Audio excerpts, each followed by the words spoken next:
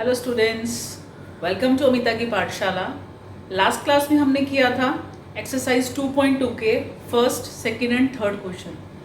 Now we have to start with the question 8th, 4th, 5th, 6th, 7th। मैंने आप लोगों को दिया है करने के लिए। इफ़ यू फील लाइक कि आपको नहीं कर पा रहे हैं तो you can ask me that in the comment box. तो आज हम स्टार्ट करने जा रहे हैं क्वेश्चन 8। तो चलिए इसको स्टार्ट करते हैं। इस क्वेश्चन में आपको क्या करना है, 3 consecutive integers are such that when they are taken in increasing order and multiplied by 2, 3 and 4 respectively, they add up to 74. Find these numbers. So first of all you must know कि consecutive integers क्या होते हैं। consecutive किसको बोलते हैं? What is consecutive? consecutive का मतलब होता है continuous।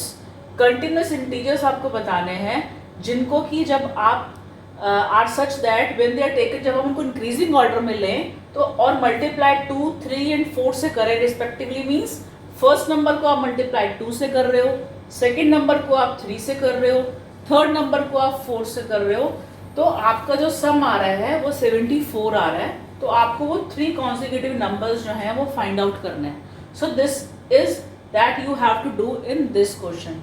तो अब हमको क्या करना है, हमको इसमें सबसे पहले सपोज करना है कि हम मान लेते हैं कि लेट द 3 consecutive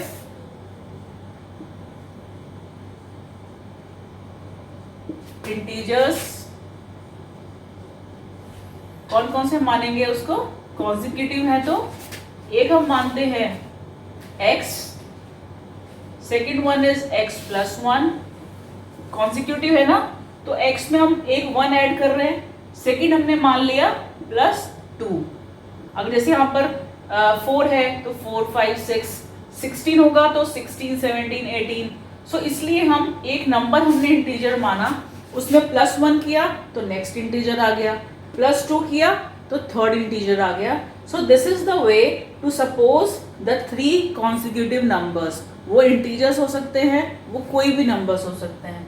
तो हमारा अब नेक्स्ट हमको क्या करना है, are such that when they are taken in increasing order and multiply by 2, 3 and 4 respectively, means हमारा ये वाला नंबर मल्टीप्लाई होगा 2 से, ये वाला हमारा नंबर मल्टीप्लाई होगा 3 से, ये वाला हमारा नंबर मल्टीप्लाई होगा 4 से। सो 2, 3 एंड 4, तो क्या होगा, दे एड अप टू 74। तो उनका जो ऐड करके सम आएगा वो 74 आएगा। तो अब हमको क्या करना है, हम इन तीनों को ऐड करेंगे, means x plus 1, x plus 2, it's multiplied by 2, it's multiplied by 3, it's multiplied by 4। तो हम क्या करेंगे, अब जैसे हमारा फर्स्ट इंटीजर है इसको हमने लिख लिया, इसको हम किससे मल्टीप्लाई कर रहे हैं, 2 से, तो हमने 2 लिख लिया। सेकेंड नंबर हमारा क्या है, x प्लस 1, हमने यहाँ पर x प्लस 1 लिख लिया। इसको हम किससे मल्टीप्लाई कर रहे हैं, बाय 3, तो हमने यहाँ पर 3 लिख लिया। अब हमारा थर्ड इंटीजर क्या है, x प्लस 2, ये किससे मल्टीप्लाई हो रहा है, ये किससे मल्टीप्लाई हो रहा है, 4 से, तो हम इसको यहाँ पर लिख लेंगे 4। ये हमारा 3 इंटीजर्स हो गए, 1, 2, 3। First multiply by 2, second multiply by 3, third multiply by 4। तो जब हम इस तरह से करते हैं तो हमारा सम कितना आता है, दे एड अप टू 74। तो हमारा जो ये सम कर कर आता है वो हमारा 74 आता है। इतना आपको समझ में आ गया। नेक्स्ट अब हमको कुछ नहीं करना, ओनली इतना ही आपको स्टेप करना, थोड़ा सा मुश्किल है। उसके बाद जब आप यहाँ तक आ जाते हो तो then rest of the solution is simple, आप बहुत इजीली उसको कर सकते हो। तो हम इसको मल्टीप्लाई करेंगे 2x, इसको इससे मल्टीप्लाई करेंगे, पहले इसको इससे फिर इसको इससे, तो कितना हो जाएगा 3x प्लस 3 को 3 से करेंगे तो कितना होगा 3।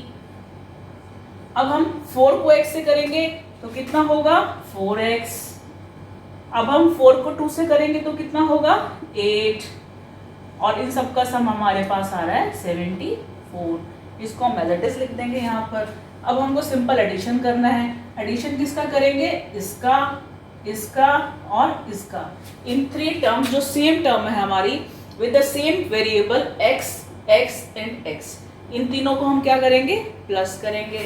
तो 2x plus 3x is equal to 5x, 5x and 4x would be equal to 9x, तो हमने यहाँ पर लिख लिया 9x plus this constant 3 and this 8, they will be equal to how much? This 3 and this 8, 11, so 11 over here, then again 74, right? next अब हमारे पास simple equation आ गई जो हमने फर्स्ट एक्सरसाइज में भी सॉल्व किया था, and this is very easy, तो आप खुद से सॉल्व कर सकते हो उसको। तो कितना हो जाएगा? 9x इज इक्वल टू, मैंने बोला था इज इक्वल टू के बाद वाला नंबर आपको लिखना है 74, इधर प्लस इधर minus 11, so 9x would be equal to how much? It be equal to 4 minus 1 is 3, 7 minus 1 is 6, so 9x is equal to 63। तो इधर हम ऊपर ले लेते हैं इसको, अब कितना होगा? x is equal to 63 upon 9, it would be equal to 7। तो हमारे पास x की वैल्यू कितनी आ गई? 7, जो हमारा फर्स्ट इंटीजर था। तो आपके पास फर्स्ट इंटीजर की वैल्यू यहाँ पर आ चुकी है। Now you can very easily find out the other 2 integers, जो कि क्या है? कॉन्जिक्यूटिव हैं। कॉन्जिक्यूटिव मतलब कंटिन्यूअस हैं। सो हमारा x की वैल्यू आ गई 7, अब दूसरा आपका है x प्लस 1, तो इसकी वैल्यू कितनी हो जाएगी? This is the second one, 7 plus 1, ये कितना हो जाएगा आपका? 8, और थर्ड आपका जो इंटीजर है वो है x प्लस 2, तो 7 plus 2 that will B equal to 9। So ये आपके पास तीनों इंटीजर्स आपने फाइंड आउट कर लिया, 7, 8 and 9. So these are the 3 consecutive integers। जब आप इसको इंक्रीजिंग ऑर्डर में लिखते हैं और मल्टीप्लाई बाय 2, 3 एंड 4 से करते हैं, तो आपका जो सम आता है वो 74 आता है। So these are the 3 consecutive integers। Continuous देख रहे हैं आप, 7, 8, 9, ऐसा तो नहीं है 7 के बाद 9, 9 के बाद 11 और 14, ऐसा तो नहीं है। They all are consecutive, they all are continuous। so this is the solution of this question। आप इस तरह से इसको बहुत easily find out कर सकते हो। and one more thing I want to say you कि जब भी आप प्रॉब्लम सम करते हैं, आपको ये नहीं कि आपने एक ही बार में बैठकर पूरी एक्सरसाइज सॉल्व करनी है। आप इसको 1 by 1, एक दिन में आप 4 क्वेश्चंस कर रहे हैं, 5 क्वेश्चंस कर रहे हैं, बट आप जितना भी कर रहे हैं उसको समझ के करो। अगर आप समझ के करेंगे तो आप इसको नहीं भूलेंगे। अगर जस्ट आप इसको रट रहे हैं कि इसके बाद ये, इसके बाद ये, तो आप उसको भूल जाओगे। So this way I hope कि आपको ये क्वेश्चन समझ में आ गया होगा।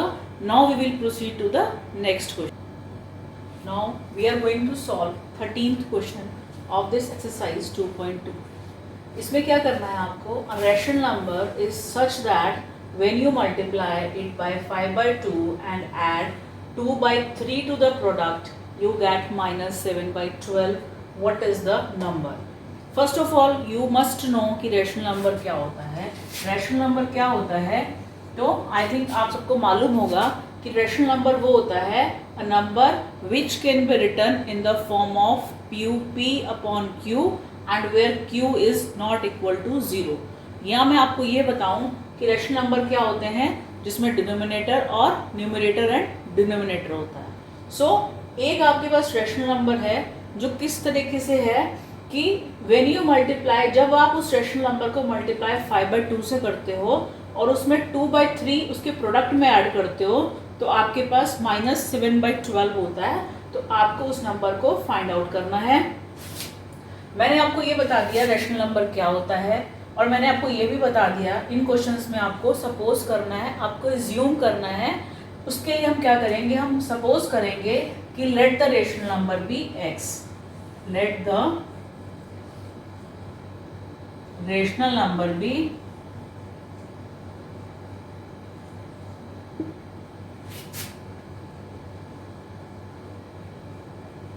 नंबर बी एक्स, तो हमारा रेशनल नंबर जो है वो एक्स है।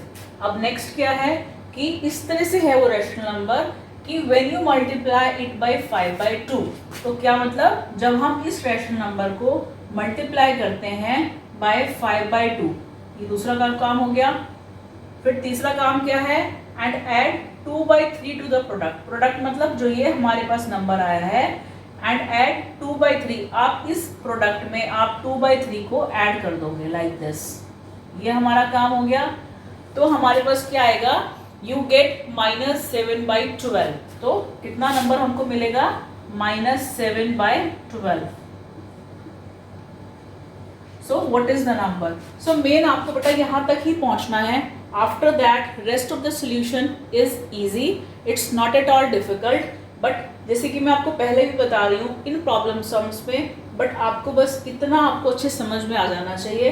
अब जैसे एक रेशनल नंबर है, उसको हमने 5/2 से मल्टीप्लाई किया, और जो हमारा ये प्रोडक्ट आया लाइक दिस, ये जो हमारा प्रोडक्ट आया इसमें हमने 2/3 ऐड कर दिया, तो हमारे पास जो रिजल्ट है वो 7/12 है। अब आगे क्या करेंगे, इसको इससे मल्टीप्लाई करेंगे तो कितना हो जाएगा, 5x/2।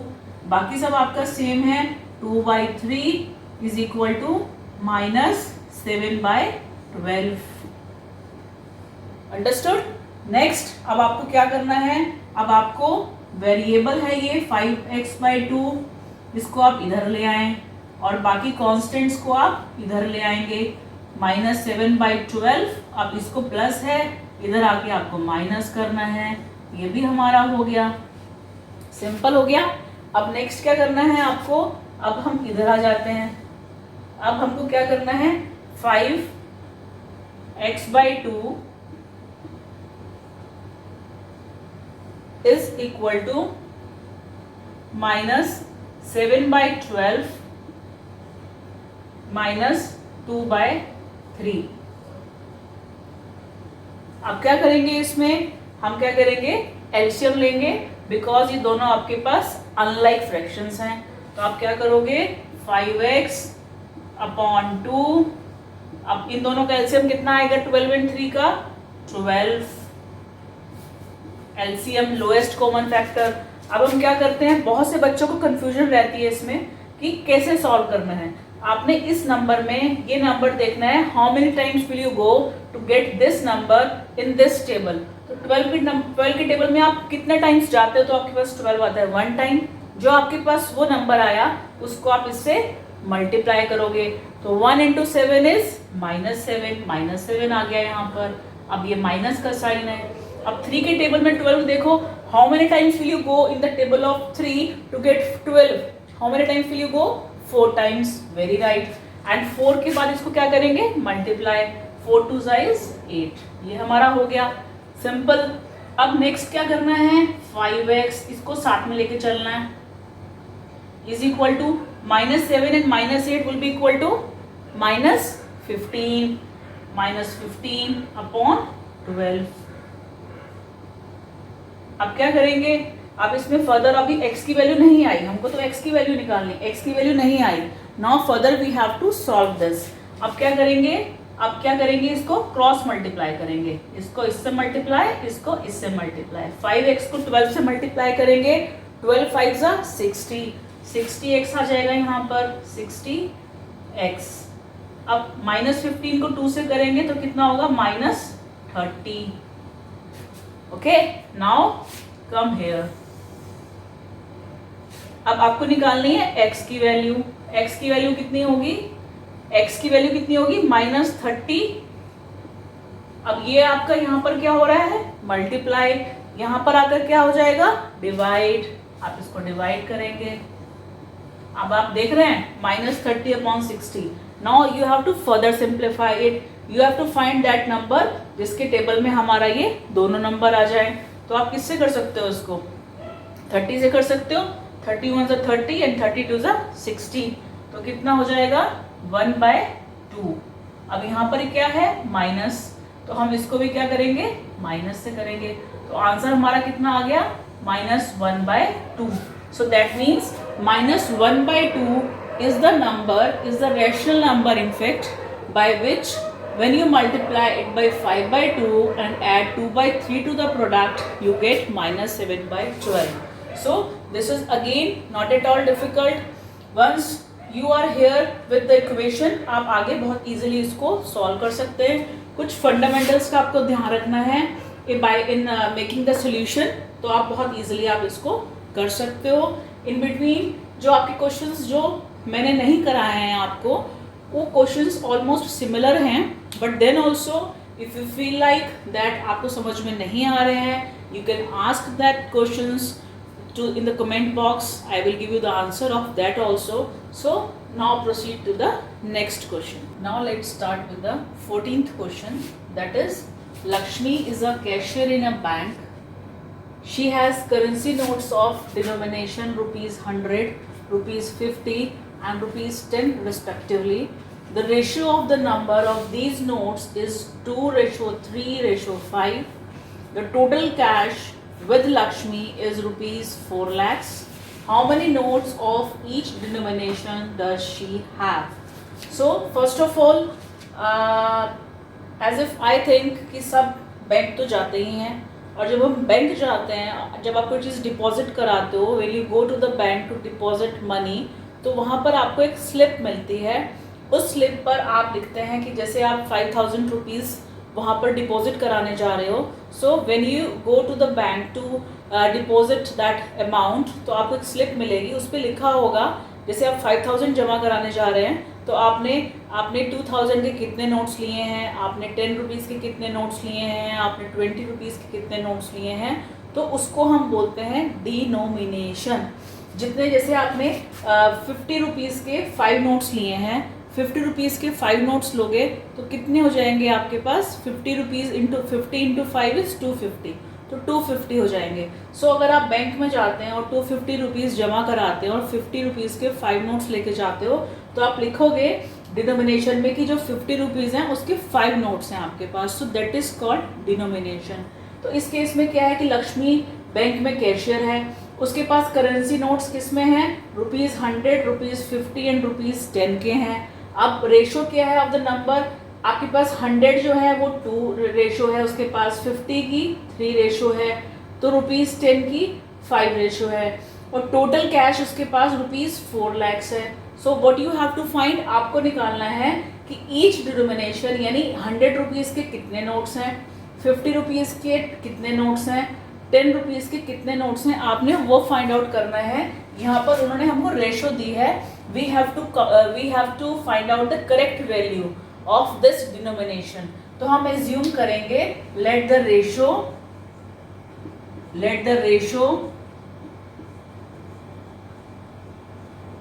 of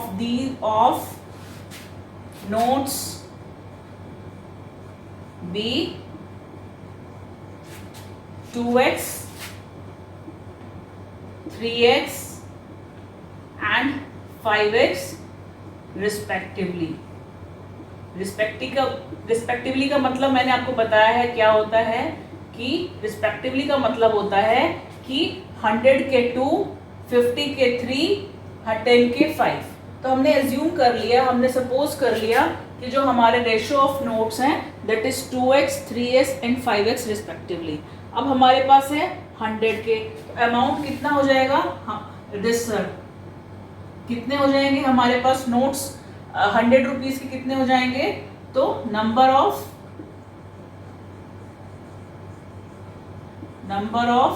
100 rupees 100 notes, that will be equal to 100 into 2x.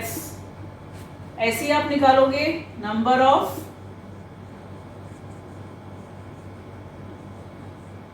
Rupees 50, इसके कितने हो जाएंगे आपके पास,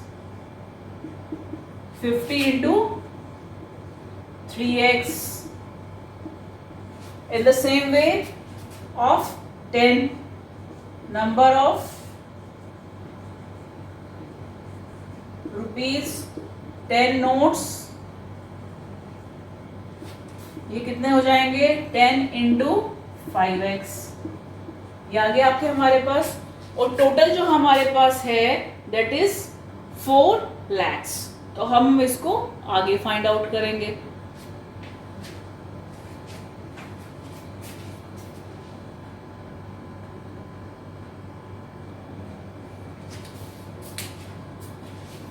Now here I am doing the 14th question of this chapter, that is Lakshmi is a cashier in a bank.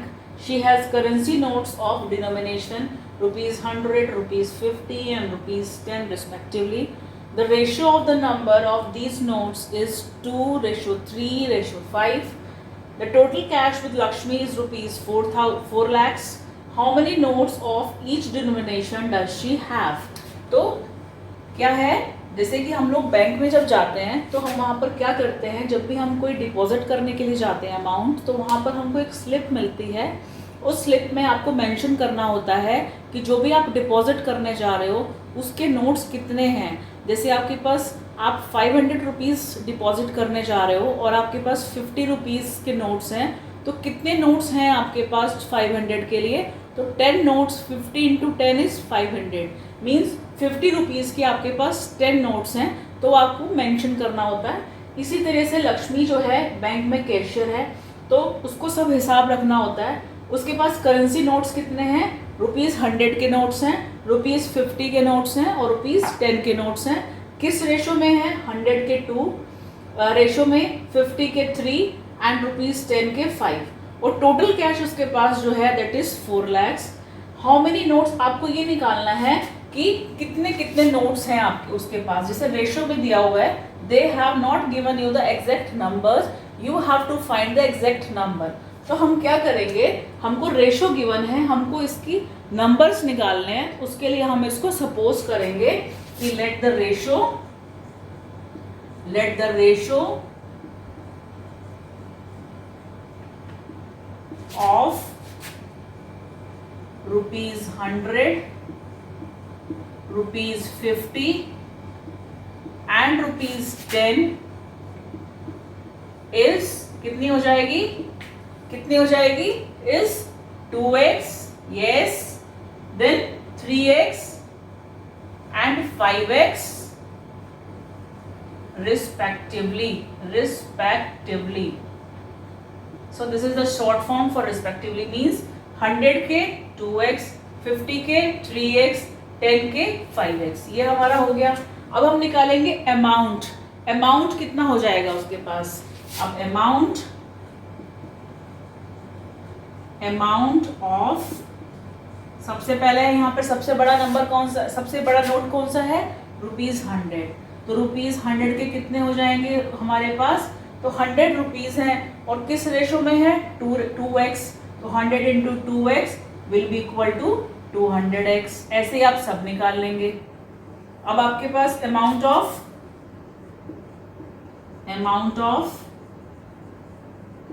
Next note कौन सा है हमारे पास? ₹50। ये किस रेशो में है? 3x। तो हमने 3x निकाल लिया। कितना हो गया? 50 इंटू 3 इज 150x। अब हमारे पास थर्ड क्या है? कौन सा नोट है हमारे पास थर्ड? Amount of ₹10। अब ₹10 के कितने नोट्स हैं हमारे पास? कितने नोट्स हैं? 5। तो कितना हो गया? 5x। तो ये कितना हो गया? 50x। अब आपके पास ये अमाउंट हो गया। और अमाउंट कितना दिया है टोटल हमारे पास? कि टोटल कैश लक्ष्मी के पास 4 lakhs है। That means this plus this will B equal to 4 lakhs। तो हम वो करेंगे। तो टोटल कितना हो जाएगा? Total by this way you can calculate the number x, वही हमको फाइंड आउट करना है। तो total amount is equal to कितना हो गया? 200x plus 150x plus 50x। ये कितना है हमारे पास? ये 4 lakhs। तो हम यहाँ पे लिख सकते हैं 4 lakhs is equal to 200, 150, 200, 400x। अब आप x की वैल्यू इजिली निकाल सकते हो, यहाँ मल्टीप्लाई हो रहा है, यहाँ पे आगे क्या हो जाएगा, डिवाइड। तो x is equal to 4 lakhs upon 400 will B equal to how much, will B equal to how much, ये 20 से 20 कैंसिल हो जाएंगी, इट विल प्रूव 1000। तो ये आपके पास 1000 x की वैल्यू होगी। अब आप नंबर निकाल सकते हो कि कितने नंबर होंगे। सो अब हमारे पास नंबर ऑफ ₹100 नोट्स कितने आ गए, कितने आएंगे, 2x।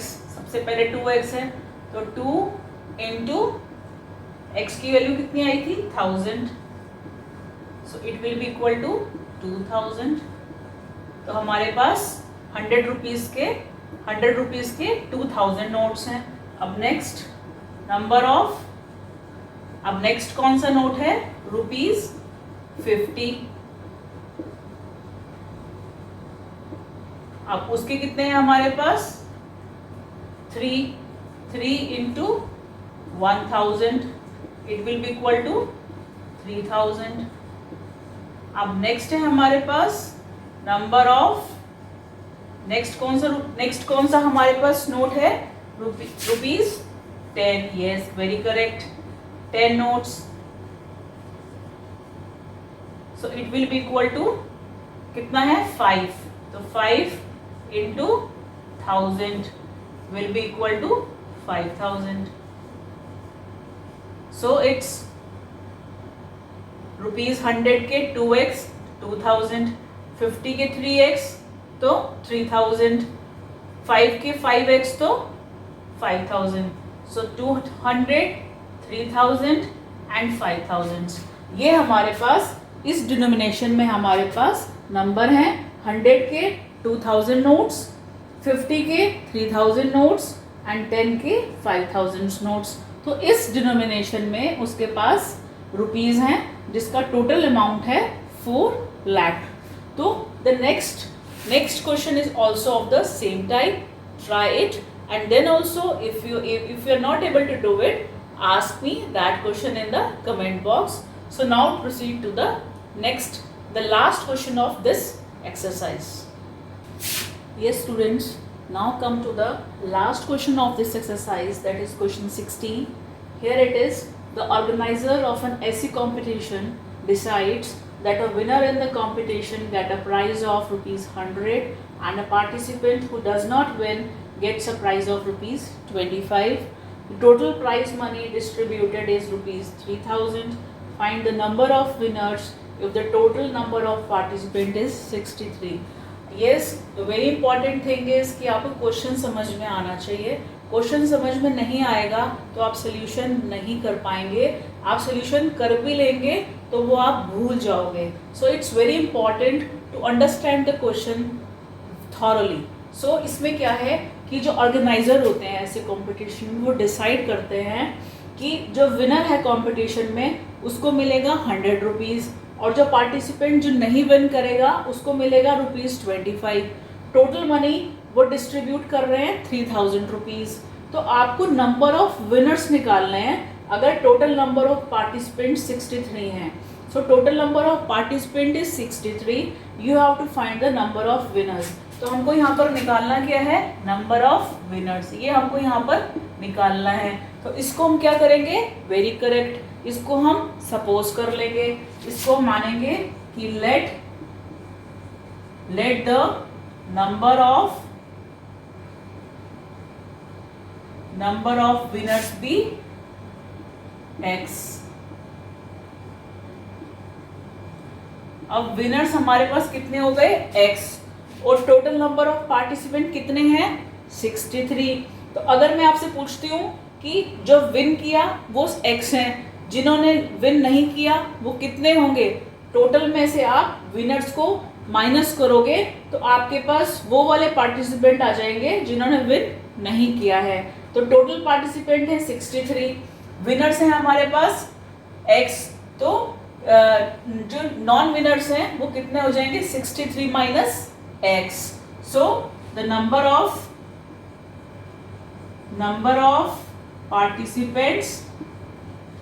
number of participants who does not win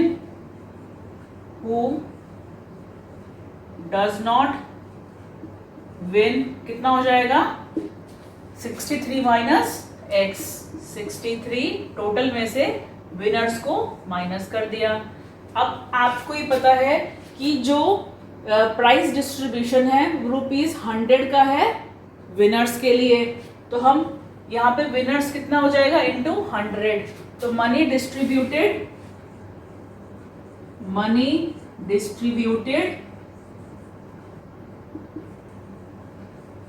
to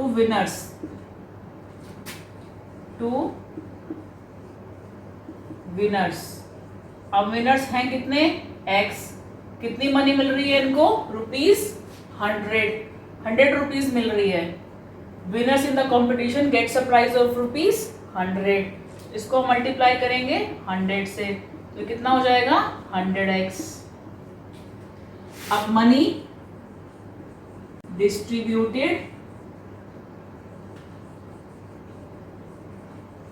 distributed to non winners, जिन्होंने विन नहीं किया। अब वो हमारे पास कितने हैं 63 माइनस एक्स, और उनको कितनी मनी मिल रही है डज नॉट विन, जिन्होंने विन नहीं किया does not win they get a prize of ₹25। अब इनको हमें 25 मिल रहे हैं। अब नेक्स्ट आएगा total money distributed. Total money distributed, total money कितनी डिस्ट्रीब्यूट हो रही है, टोटल मनी कितनी डिस्ट्रीब्यूट हो रही है ₹1000। तो हम कर सकते हैं कि 100x plus this will B equal to this, तो 100x plus 25 63 minus x will be equal to 3000. Understood? Now it's very simple, just you have to solve and you can find the value of x.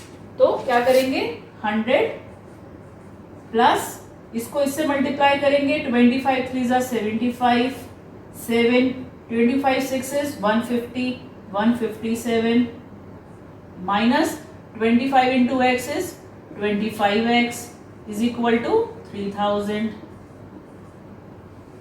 Easy? Now come over here. अब क्या हो गया 100 plus 157 minus 100x. Here it is 100x. So 100x minus 25x will be equal to 75x. So 75x. अब plus 157 plus 1575 is equal to 3000. अब हमारी simple equation बन गई 75x, x की वैल्यू निकालनी है, इज इक्वल टू के बाद क्या लिखा है यहाँ पर 3000। अब ये प्लस है, इधर आके क्या हो जाएगा माइनस, सो 1575। अब 75x will B equal to minus में कितना आएगा 3000 minus 1575 is 10 minus 5 is 5, 9 minus 7 is 2, 9 minus 5 is 4, 2 minus 1 is 1. So x is equal to 1425 upon 75. अब आप इसको सिंप्लीफाई कर सकते हो, आप इसको शॉर्ट नंबर से करना चाहते हो तो आपके स्टेप्स थोड़े ज़्यादा हो जाएंगे। अगर आप इसको इसमें करना चाहते हैं तो आप किसी बड़े नंबर को चूज़ करेंगे तो आपका जो सिंप्लीफाई है इजी हो जाएगा। बट आपको शॉर्ट लॉन्ग के चक्कर में नहीं पड़ना, आपको जितना आपको आता है आपने उससे ही करना है। अगर आप शॉर्ट करके करेंगे तब भी आंसर आपका सेम ही आएगा, तो उसमें कोई परेशान होने की ज़रूरत नहीं है।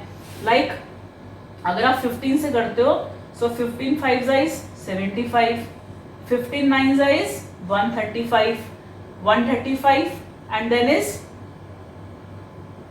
135, 15 5 is 135, 7 5 75 and 15 5 is 75.